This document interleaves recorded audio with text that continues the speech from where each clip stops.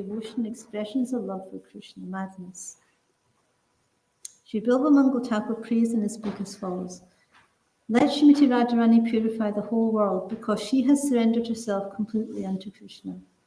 Out of her ecstatic love for him, she sometimes acted just like an adult person and attempted to churn yogurt, although there was no yogurt in the pot. And seeing this, Krishna became so enchanted by Radharani that he began to milk a bull instead of a cow. These are some of the instances of insanity or madness in connection with the love affairs of Radha and Krishna. In Srimad Bhagavatam, it is said that when Krishna entered the poisonous waters of the Yamuna, Srimati Yashoda Devi went insane. Instead of searching for curative herbs, she began to speak to the trees as if they were snake chanters.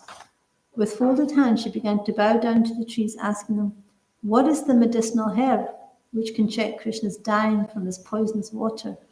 This is an instance of insanity caused by some great danger. How a devotee can be in a state of insanity because of ecstatic love is described in the 10th canto, 30th chapter, verse 4 of Srimad Bhagavatam, wherein the gopis were searching for Krishna in the forests of Vrindavan. The gopis were loudly singing the glories of Krishna and wandering from one forest to another in search of him. They knew that Krishna is not localized but all-pervading. He is in the sky, he is in the water, he is in the air, and he is the super-soul in everyone's heart. Thus the gopis began to inquire from all kinds of trees and plants about the Supreme Personality of Godhead. This is an instance of ecstatic madness on the part of devotees. Similarly, there are symptoms of diseases caused by ecstatic love. This condition is credited by learned scholars as being Mahabhav. This highly elevated condition is also called Divyanmada or transcendental madness. Shri Bhakti Samartha Sindhu ki jai, Shri Prabhupada ki jai.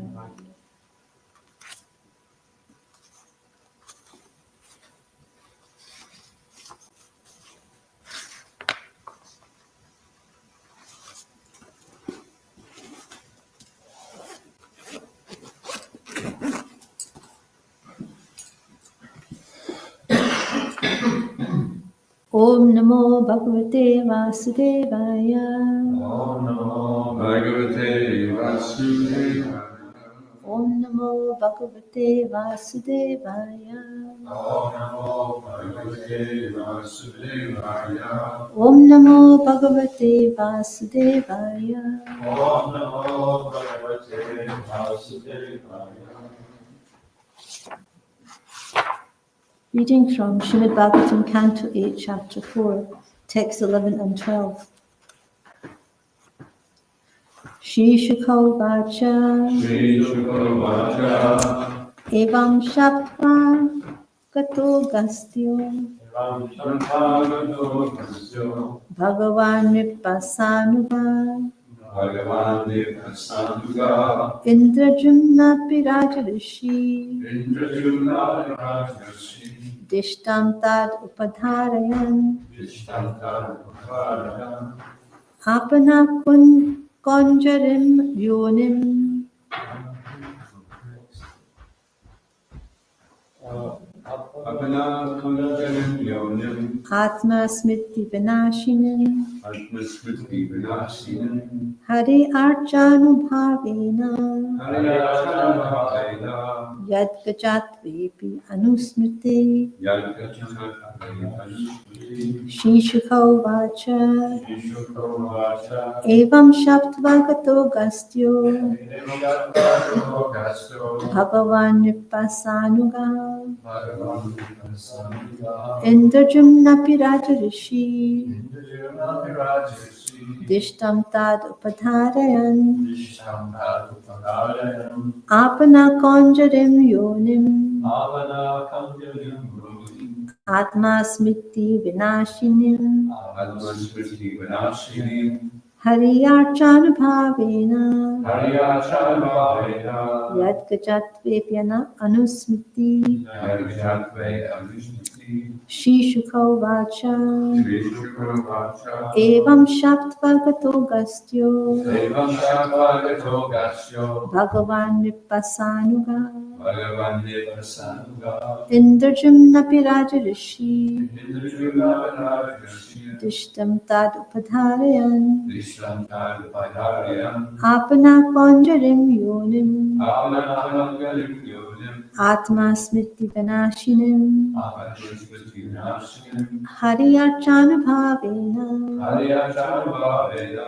Yad Gajatvepi Anusmriti. Yadkajadvajamanusmriti. Shri Shubhavacha. Shri Shukavacha. Evam Shattvagato Gastyo. Evam Shastavato Gastyo. Bhagavan Vipasanuga. Bhagavan Vipasanuga. Indrino Virajayasya. Indrajamna Pirajirishi. Jishtam Tadanuparayam. Dishtam Tad Avtarayam. Apana Kunjalim Yonim. Apana Konjarim Yonim. Atmasmriti Vanashinim. Atma Smriti Vinashinim. Hariyachana Bhavena. Hariyarchana Bhavena. Yadgachatvari Vanasmita. Jatkachatvena Pismita. Shri Sukho Shishuko Vacha. Evam Sattva Gastyo. Evam Sattvam Gasyo. Bhagavan Vipasanuga. Bhagavan Vipasanuga. Indrajumna Pradoma Rishi. Indrajamna Pirajishi. Dishtam Tit Upadayam.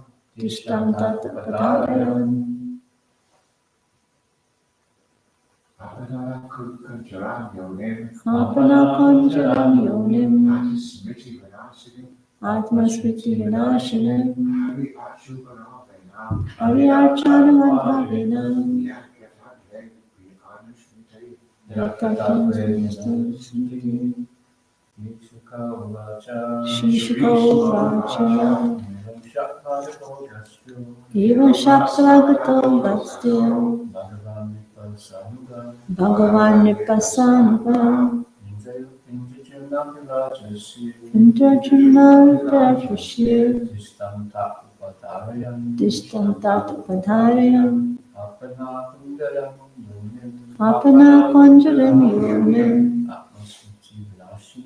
Atma Smriti Vinashinim. Hariyarchana Bhavena. Yadkatatve Apinanusmriti. Shri Shukho Vacha. Evam Shaptvagata Gastyo. Bhagavan Vipasanuga. Indrajamna Piraja Dishtam Tat Upadharayan. Apana Konjarim Yonim. Atma Smriti Vinashinim. Hari Archana Bhavena. Yadgajatvi Apriyanusiti. Translation. Shukadev Goswami, sorry, shall I do the work? Shishukha Vacha. Shukadev Goswami said,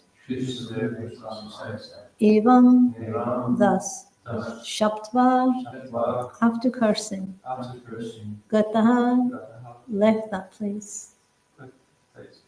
Agastya, Agastya Muni, Bhagavan, so powerful, Nipa, O king, Sanuga, with his associates, Indrajamna, King Indrajamna, Api, also, Rajarishi, although he was a Rajarishi, Dishtam, because of past deeds, that curse, Upadharayan, considering, Apana, God, Ponjarim, of an elephant, Yonim, the species, Atma Smriti, remembrance of one's identity,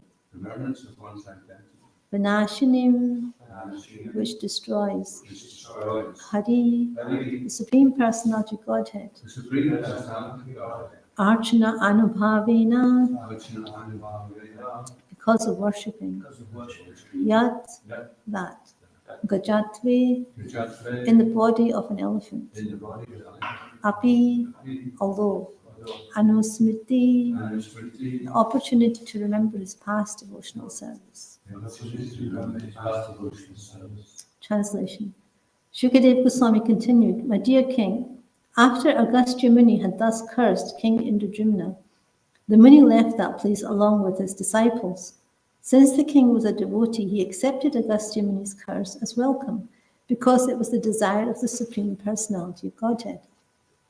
Therefore, although in his next life he got the body of an elephant, because of devotional service, he remembered how to worship and offer prayers to the Lord. Please repeat. Shukadeva Goswami continued, My dear king, after Agastya Muni had thus cursed King Indradyumna, the Muni left that place along with his disciples. Since the king was a devotee, he accepted Agastya Muni's curse as welcome, because it was the desire of the Supreme Personality of Godhead. Therefore, although in his next life he got the body of an elephant, because of devotional service, he remembered how to worship and offer prayers to the Lord. Vaishnava Prabhupada ki jai. This is the unique position of a devotee of the Supreme Personality of Godhead. Although the king was cursed, he welcomed the curse because a devotee is always aware that nothing can happen without the desire of the Supreme Lord. Although the king was not at fault, Agastya Muni cursed him, and when this happened, the king considered it to be due to his past misdeeds. Tatenukambam susmikshamano, Bhagavatam 10:14-8. This is a practical example of how a devotee thinks. He regards any reverses in life as blessings of the Supreme Personality of Godhead. Therefore, instead of being agitated by such reverses, he continues his activities of devotional service, and Krishna takes care of him and enables him to be promoted to the spiritual world back to Godhead. If a devotee has to suffer the reactions of his past misdeeds, the Supreme Lord arranges for him to be given only a token of those reactions, and very soon he is freed from all the reactions of material contamination. One should therefore adhere to devotional service, and the Lord himself will very soon see to one's promotion to the spiritual world. A devotee should not be disturbed by unfortunate circumstances, but must continue his regular program, depending on the Lord for everything. The word upadhara I am considering is very significant in this verse. This word indicates that a devotee knows what is what. He understands what is happening in material conditional life. Om Jnanatimrandasya Gyananjana Shalakaya Chakshudamritam Tasmai Shigurave Namaha Shri Chaitanya Manobhistam Stapitam Vena Bhutali Swayam Rupa Kadam Mayam Dadati Swapadantikam. Jai Shri Krishna Chaitanya Prabhu Nityananda Shri Advaita Gadadhar Shivasadi Gaura Bhaktivinoda. Hare Krishna, Krishna Krishna, Hare Hare, Hare Rama, Rama Rama, Hare Hare. Shukadeva Goswami continued, My dear king, after Agastya Muni had thus cursed King Indradyumna, the Muni left that place along with his disciples. Since the king was a devotee, he accepted Agastya Muni's curse as welcome because it was the desire of the Supreme Personality of Godhead. Therefore, although in his next life he got the body of an elephant, because of devotional service, he remembered how to worship and offer prayers to the Lord. So this is one of the very special purports, along with a few other purports I found that got the same theme about how a devotee regards all the reversals in life, how he accepts all the trials and tribulations as the Lord's mercy. So here we can see that the king, although he was not really at fault, he was cursed by Agastya Muni because he wasn't welcomed properly as he desired. And thus the king was like, he was cursed to become an elephant, which was not, it was compared to what he had done, it was such a big curse. It was, because Indrajumna Maharaj was actually on the level of, he was nearly reaching prema, he was experiencing ecstatic love of God. And to curse such a person to become an elephant, after all that devotional service, it's like just when he's on the verge of attaining perfection, it's such a horrible thing. So compared to what he had done, it was far too big a curse. So, but the king, the way he reacted wasn't that he was trying to counter-curse. He could have counter-cursed the sage, or he could have done something else. He could have prayed to the Lord to please free him from that curse. He could have done some other things. But instead, he just accepted it as the Lord's desire, that to become an elephant. It's a very special state of mind to just accept the reverses in life as the Lord's mercy. So I was looking at I've just been recently reading the first canto, and the same situation appears with the bull and the cow in the first canto. And the bull and the cow, Maharaj Parikshit sees them. They've been beaten by the personality of Kali, and their legs, are bleeding, and they're in a very bad state. And when Maharaj Parikshit asks them, "Who did this to you? What is the cause of this?" And Kali's right nearby, but he doesn't say, "Oh, there's the personality of Kali. He did this to me." They don't actually blame Kali. And it's an interesting purport. Prabhupada gives this purport, which is very interesting. So I thought I'd read some of the purport of the first canto. If you want to put it on the board, you can. It's the first canto, 17th chapter, verse 18 in the purport.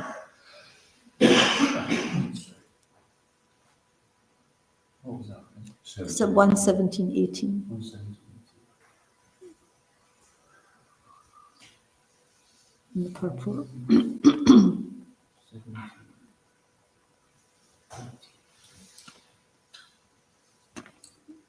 Just not. Okay.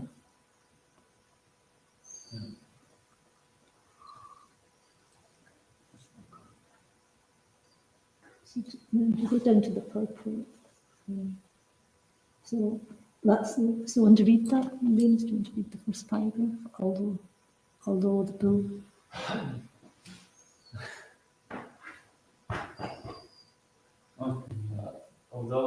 Although the bull, or the personality of religion, and the cow, the personality of earth, the personality of Kali was the direct cause,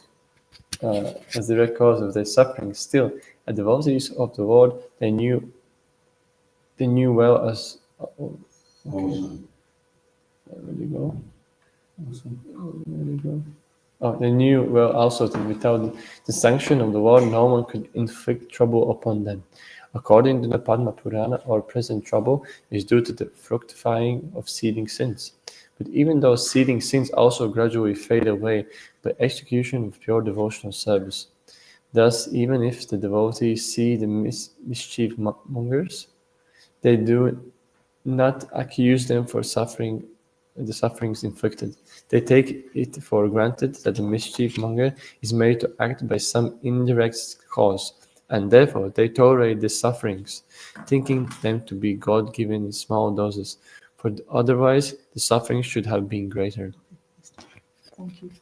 So that's how, so in many purports, Prabhupada explains this is how a devotee sees. So although the bull and the cow were directly beaten by Kali, they did not blame Kali for the cause of their suffering. Generally, when we get, when somebody does something to us, we immediately blame that person. This is a natural reaction. We blame that person for hurting us or doing something bad to us. But in the case of a pure devotee, he doesn't see them as the blame, as the cause of their suffering.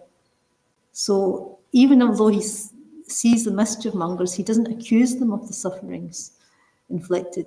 They take it for granted that the mischief mongers may act by some indirect cause, and therefore they tolerate the sufferings, thinking them to be God-given in small doses.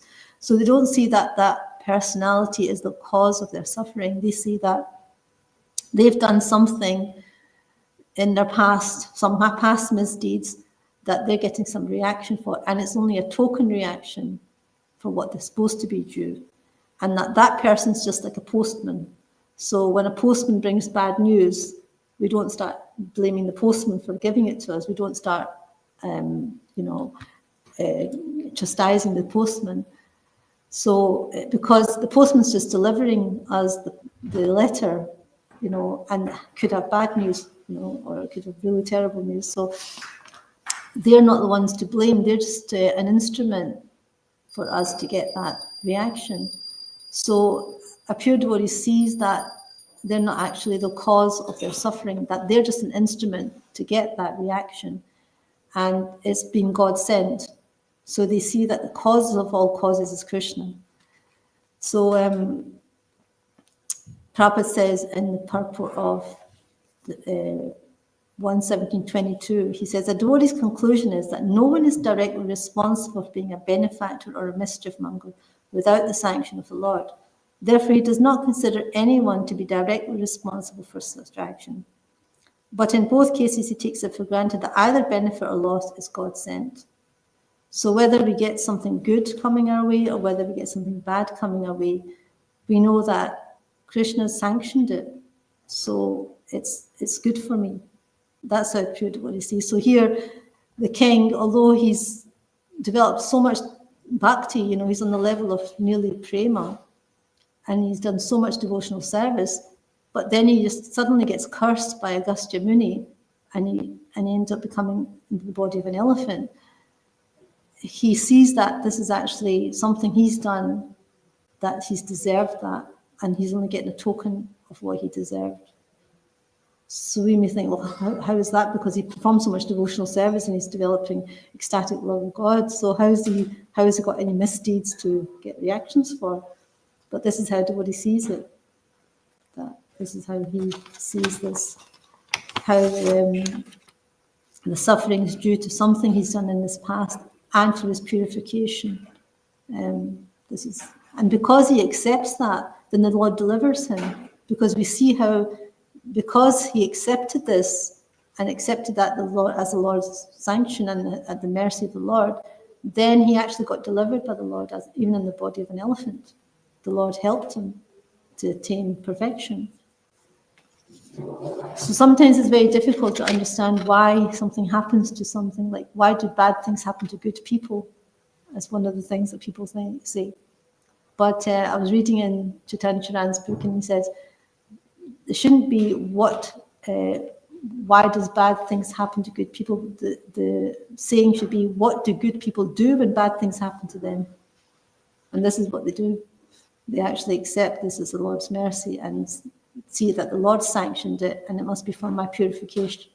So they accept it and they continue with the devotional service without, giving up. I'm not thinking that I might as well give up now because I performed devotional service and this has happened to me, so what's the point? No, they continue performing devotional service and offer respects to the Lord with all their heart, mind and soul. And that's what actually qualifies them for liberation. That qualifies them for going back to Godhead because of that attitude they have. So another example I wanted to bring up was Lord Vamanadev's, how he glorifies Bali Maharaj. So we'll come to that in this canto, the pastime of Bali Maharaj and Vamanadev, taking everything away from Bali Maharaj. And Vamanadev, after he's taken everything away from Bali Maharaj and tested him severely, then he glorifies Bali Maharaj. And this is in Srimad Bhagavatam 8:22. Yes. 8:22 and text 29:30. Yeah, and the purport. The verse is good as well.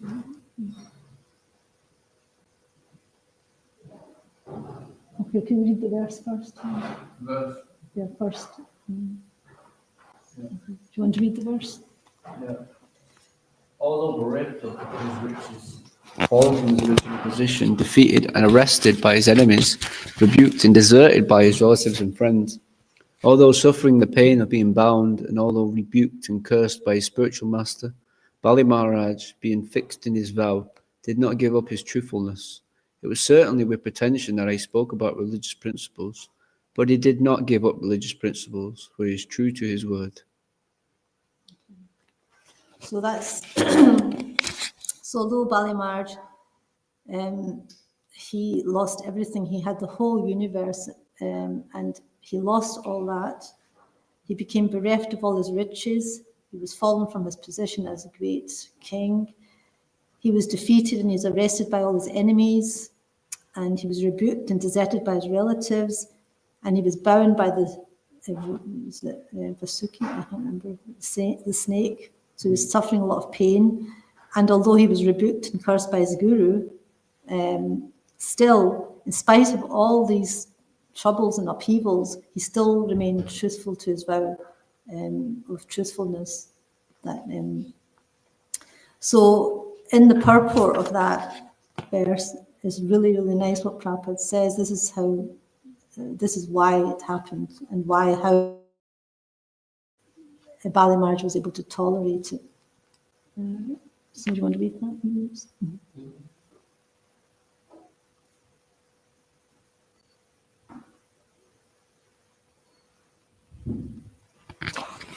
Bali Maharaj passed this severe test put before him by the Supreme Personality of Godhead.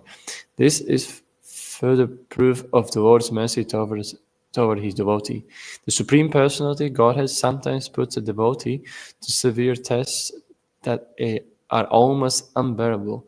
One could hardly even live under the condition forced upon Bali Maharaj. That Bali Maharaj endured all these severe tests and austerities in the mercy of the Supreme Lord. The Lord certainly appreciates the devotee's forbearance, and it is recorded for future glorification of the devotee.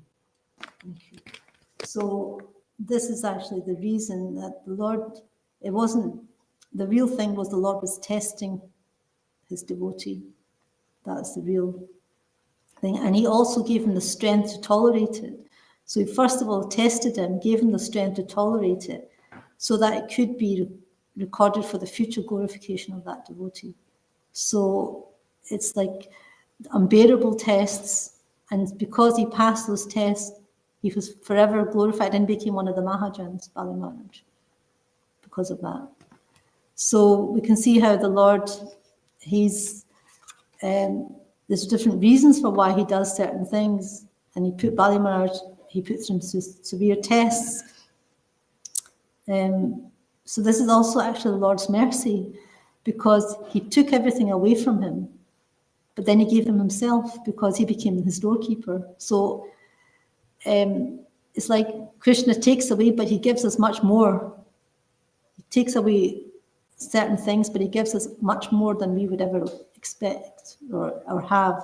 So just like in Srila Prabhupada's life, Prabhupada was a great businessman. He was doing really well with his business.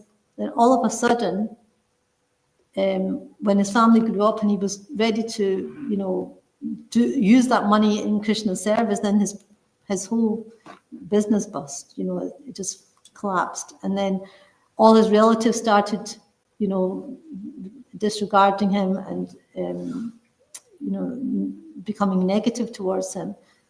And so he was thinking, why has this happened? And then Prabhupada says that when the Lord favors somebody, he takes everything away from that person. So he says in his own life, Prabhupada experienced that the Lord took away all his business and his wealth. And then, but what happened after that?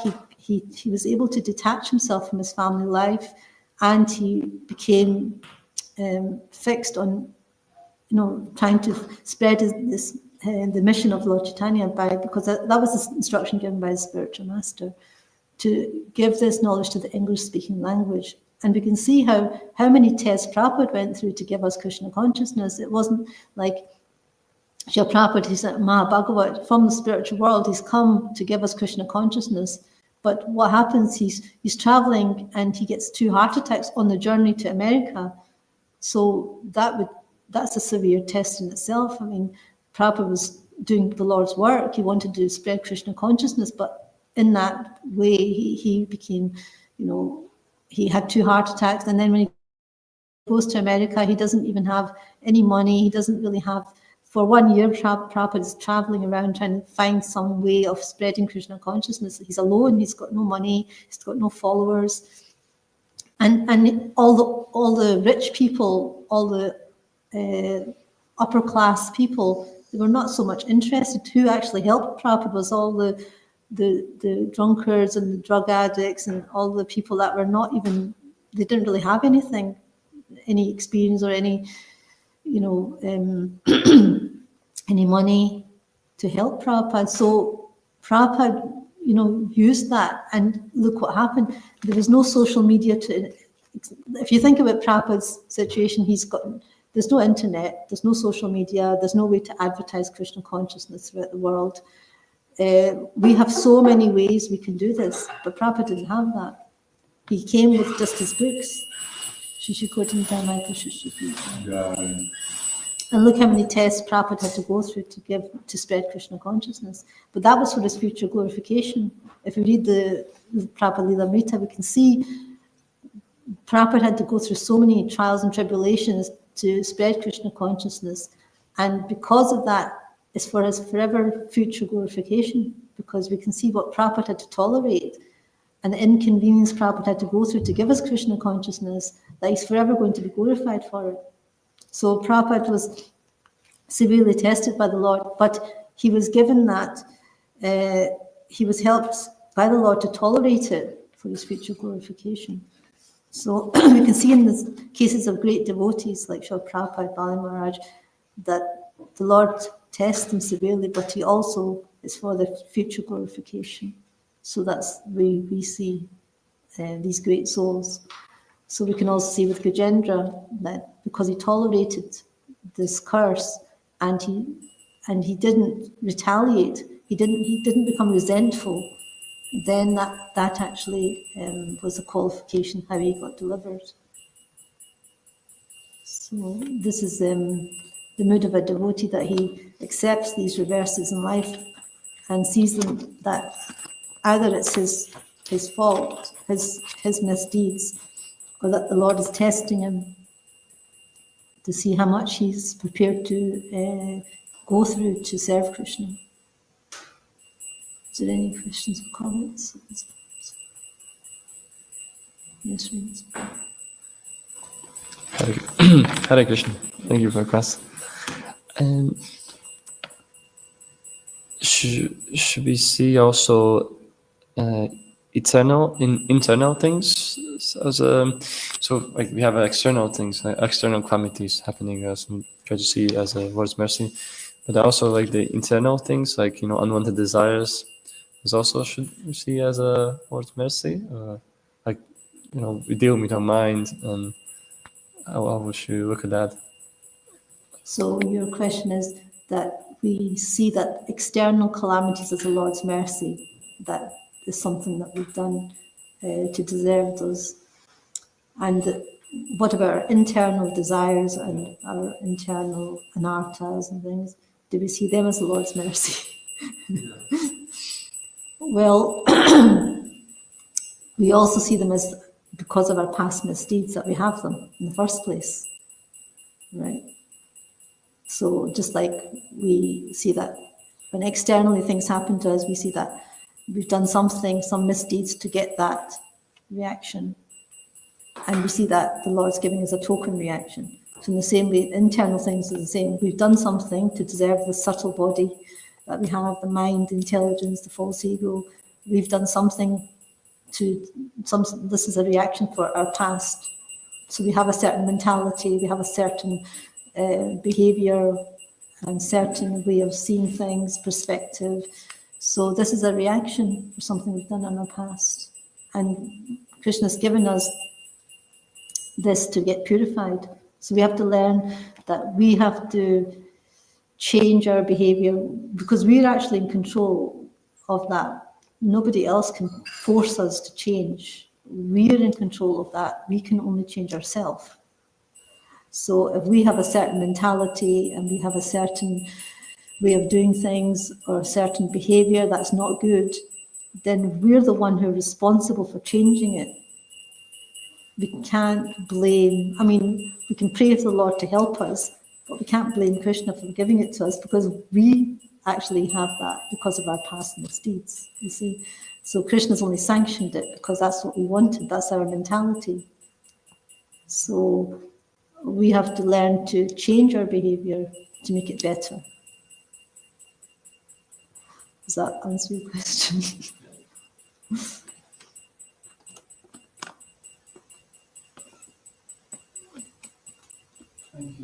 Thank you, Mataji. I'm just wondering if there's like a pill that's very hard to swallow, how do we accept it as Krishna's mercy? Yes, it's a very hard pill to swallow because we can't understand why something is happening to us. But because we only see this section of our life, we don't remember things that we've done in the past, and we also don't remember what we've done in our past life. So sometimes we may be accused of something that we've not done. Like there was one man, he was accused of something that he hadn't done, and he was put into jail, he was put into prison. And then they found out that in his past life, he had done the same thing to somebody else. He had actually falsely accused somebody else, and they were put into prison. So this is a karmic reaction. But in that life, he didn't do anything wrong. So he was wondering, why was this happening to him? So we don't know what we've done in our past life, but we're only getting as devotees, we're only getting token reactions of what we're due. So you can imagine if we were actually going to get the full force of what we're due, how much it would be. So we should be thinking this is a blessing because it's not as big as it could be. Because as devotees, we get token reaction, but if we were not devotees, we'd get the full reaction. Who knows what that would be? So we must have done some really bad things, so sometimes devotees get quite big reactions, right? Well, we shouldn't think like that. We shouldn't think when something happens to us, we should think, yes, we've done some misdeeds to deserve this. But when something happens to somebody else, we shouldn't think like that. We should see it in a different way. We should have empathy and also the Lord's testing us. So we don't really know 100% why we're going through something. It could be some past misdeeds. It could be that some purification is required, so Krishna is using that person to purify us. It could be that the Lord is testing us to see how much we're determined to serve Him despite all the difficulties. So it could be many things. So we don't know. It's not like, I don't know if there's a follow-up, but it's just another question as such. So sometimes we see bad people they get good things, right? You see like people that are really rich or, they're really happy. And, they're quite, they're not very nice people. So, we can understand maybe in the previous life, a good person has done bad things. Is it the same? Sometimes what happens is they've done a lot of pious activities in their past life, so that when they come into this life, then they get all the facilities that are given for piety, like wealth, education, beauty, followers, fame. But because they misuse it, then in the next life they may not get that. See, so they may misuse it because they've got all that opulence. They misuse it, and then they become degraded. So they're reaping the results from the past that they've done all the pious activities, so they've got lots of material facilities, but that may degrade them in the next life. So externally, it may be really nice, but most people if you see like famous people in the past, very wealthy people, they're very miserable actually. They're not actually happy. It's not external show. They've got everything external, but internally, they're like a vacuum in their heart. They're actually empty of love and God consciousness. So, but somebody who may not have anything, who's poverty-stricken, but he may have a lot of love for Krishna, that's actually the greatest wealth. So we can see in the case of, in Lord Chaitanya's pastimes, there was a devotee called Kolavecha Sridhar, and he was very, very poor. In fact, he had practically, his hut had a hole in it. He hardly had any clothes to wear. It was all ripped clothes. He was in rags most of the time. And he was selling banana leaves, to make a living. And half of the money he would give to the worship of the Ganges. So what was left was very, very little for himself. But he was always chanting and he was always joyful and happy. You see, so because he was such a great devotee, the Lord Chaitanya loved him so much. He would come and he would try to get the bananas for a lower price, and Lord Kulavecha Sridhar said, well, I won't make much profit because if you're taking them, I've already got so little money, and if you take them, then I'll make less profit. But Lord Chaitanya would take his banana leaves, and sometimes he would just take them without even paying. But Kulavecha Sridhar would accept that. And there was one time, one pastime that Lord Chaitanya came and he drank from the cup of Kulavecha Sridhar, an iron cup that nobody would touch, And Lord Chaitanya drank from that cup, and he loved Kulavecha Sridhar so much. So that's actually, we can't understand the wealth that Kulavecha Sridhar had was his bhakti. That's the greatest wealth we can actually have. So all these external things like money and all these other things, that's not actually the greatest wealth. It's externally, materially, it may seem really nice, but actually, in the reality, it's not actually going to take us anywhere. It's going to take us down the way, but bhakti will take us up. So bhakti is actually the greatest wealth if you really want wealth. So it's interesting that we hear that if someone, lives a pious life, or they're a devotee and they don't complete, they don't go back to Godhead, then they come back in a wealthy a Brahminical family, and then that sounds like they risk, misusing that wealth or that position and then going back down again. So yes, exactly. So many pious people may come and take birth in very pious families, aristocratic families, but they may not use that wealth in Krishna service because it's like, it's Maya, isn't it? It's an allurement, a temptation to use that for other things, to enjoy yourself. So in one sense, it may be good that we get that, but in the other sense, it may be bad because we may not use it in Krishna service and then go degrade ourselves. And most times that happens, isn't it? People don't really use their wealth in Krishna service. So we always have the free will and free choice to do that.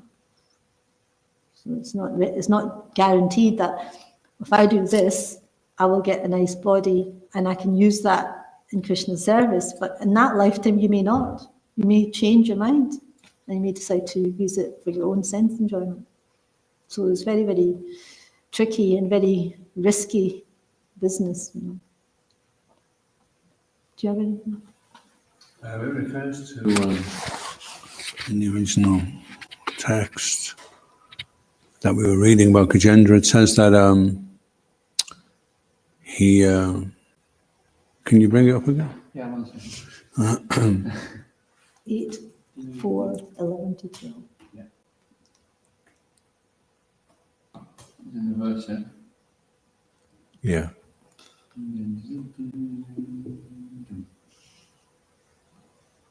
Oh yeah, so he accepted the Kirsa's welcome because it was the desire of the Supreme Personality of Godhead. So it seems that Gajendra was so elevated that he was understanding that, just like Maharaj Parikshit, that this was a plan that was going to be taking place. And so he fell in with the plan. So for us as devotees, if we're experiencing sometimes difficulties and it's a suffering condition, and we're kind of bewildered by the whole thing, then the devotee, he's not thinking, take away the suffering, he's thinking, let me understand what the plan is. Why am I having to go through this? How is it that you want me to behave so that I can show a proper example, to the devotees? So the pure devotee's prayer is different than someone who's just a materialist who's just resenting the fact that he's suffering.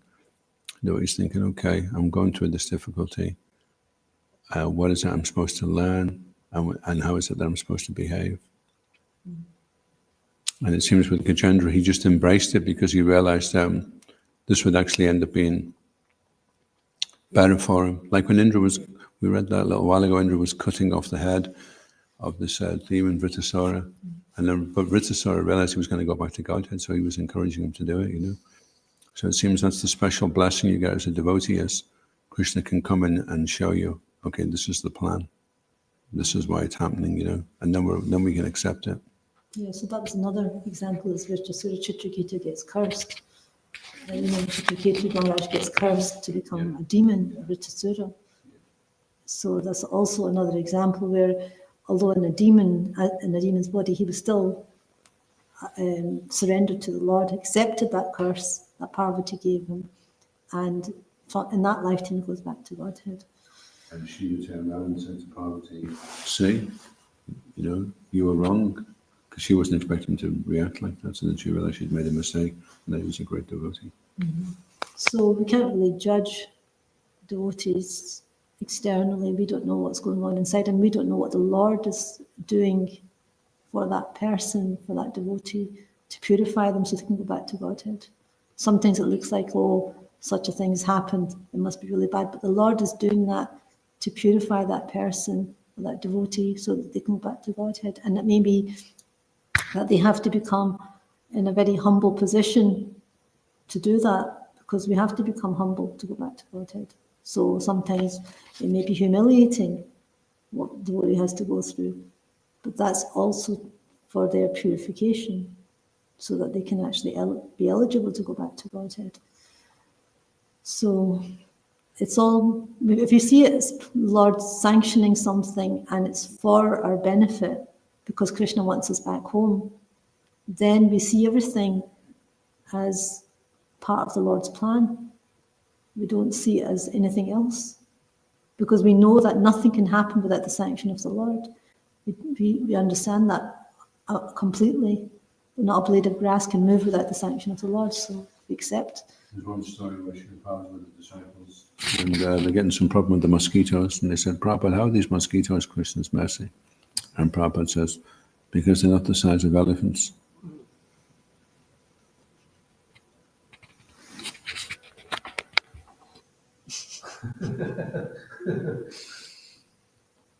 So our problems are not the size of elephants. Yes, please.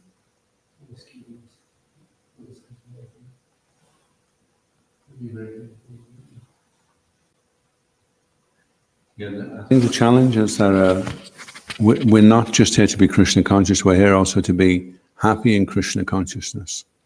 Because you could be miserable in Krishna consciousness, which is not really what.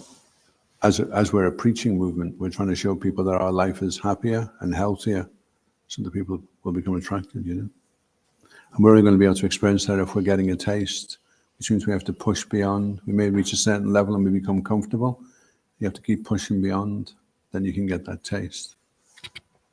I just wanted to share, I'd heard on, it was one Prabhupada memories, one of Prabhupada's disciples was saying one instruction, or maybe the first instruction Prabhupada wanted to give, that we should be happy, which is very interesting. Sometimes try to think that being happy is like a byproduct of doing bhakti, but Prabhupada actually wanted the devotees to be happy in their service and not naturally. Yeah, there's a book, Seven Habits of Highly Effective People, and the very first habit is be proactive. And it says of all the things you can be proactive in, the very first thing is to be proactive in being happy. So if you want to be, if you're thinking of all the different things you have to transcend, then it's this miserable condition which pervades the material world. And if you can rise above that and be happy, and then people are attracted to that happiness, because that's what they're looking for as well, you know. And they're trying to get it. They're either pretending to be happy or they're intoxicated and they're happy, but they're not really happy. You can only be really happy when you know where you're going at the time of death. Yeah, because most people are not happy because they don't really have meaning in life. They don't have an ultimate meaning in life or purpose. They're just in the world doing their jobs, doing their businesses, doing whatever they're doing, but they've not really got a proper goal. And only devotees have the real goal in life, and they know what the real goal in life is. So they are the only happiest people because they understand that this material world isn't a place of happiness, that they're going to the spiritual world. And they're going to be with Krishna. So that actually gives us an endless happiness because we realize actually the real meaning of life is Krishna consciousness. Everything else is just a waste of time. Yeah, you see it this time of year, they're running around buying things, they're just trying to distract themselves. It's like a distraction from the fact that they are actually, they don't know why they're here, they don't know where they're going, so they just try and distract themselves. Jai. Jai. Any last comments? No questions? Really? Whenever we also get maybe a mean person on the street or which challenges us, so we also try to see it as a word's mercy we have to improve somewhere, or we should think about some things, improving. Yes, because Sankirtan makes us tolerant. We have to tolerate. We can't. If we're not tolerant, we're not going to do very well on Sankirtan. So Sankirtan helps us to become tolerant, humble, determined. It helps us because we're not. If we didn't have to, we have to tolerate the cold, the weather, the people, the circumstances, the wind, the mind. So many things we have to tolerate. So it's like intense purification. It's like going on the fast track back to Godhead. Because we may get that on Sankirtan on the street, we may get people being horrible to us, or the weather's really cold and it's purifying us, But we may, if we didn't go through that, we'd have to go through it in some other way. We can't avoid it. Somebody else will give us that suffering. If we don't go on Sankirtan and get it from somebody out there, somebody else in the temple will give us that suffering, or somebody else will get, Krishna has to arrange some way of purifying us, so we can't avoid it. If we don't get it from that person, somebody else will give it to us. So if you voluntarily do it, then it's easier. Voluntarily accept that suffering condition. That's austerity Prabhupada says. To voluntarily accept an inconvenience and suffering for a higher cause. And in that purification, you're not just helping yourself, but you're helping other people. Well, then before you go on Sankirtan, you should go in a room with a devotee and get him to say no to you for an hour. And then when you go on the street, you won't have any of that karma left, and everyone will just be saying, yeah. Another way of seeing it is that something happens to us, we think, well, that's good, that's another bad karma out the way. So we can see it like that, well, that's another bad karma out the way. So less bad karma now. So if somebody's horrible to us, we think, okay, another person's out the way. One time in Sankirtan, I was distributing books, and one woman started shouting at me at the top of her voice, swearing at me, and everybody just stopped in the street and looked around to see what was happening. I hadn't done anything to her. And then I just kind of accepted, I thought, okay, that's something that I had to go through, and that woman just gave it to me straight. So I just accept that this is actually some sort of karmic reaction I had to face. But it was very embarrassing. But I kind of accepted that actually, okay, that's another bad karma out the way. That was supposed to happen, and it just happened there. So okay, that's it. That's out of the way now. That's good. So we have to practice it. We have to practice this. And Sankirtan is the best place to practice it. Because everyone ignores you or you just have to kind of tolerate this. It's very, very, and you make advancement very quickly because you're forced into that situation where you haven't got much choice and you have to depend on Krishna. It's just total dependence on him, and then things start happening. That's how we actually can see Sankirtan as really such a purifying service that it'll really help us become tolerant and humble and all the things that we're supposed to become like a saint. Sankirtan will help us do it. Otherwise, it may take a long time. If we didn't do the Sankirtan, we may have to go through a long stretch of getting purified in a different way. And it's actually a very fast track. Sankirtan's. After many lifetimes, usually. Yeah. So it's very, very purifying, Sankirtan. Okay, thank you. Grantra, is that okay? Grantra Srimad Bhagavatam ki jai, ISKCON Gurvind ki jai, Srila Prabhupada ki jai, Gaur Premanandi. This is kind of key. Huh?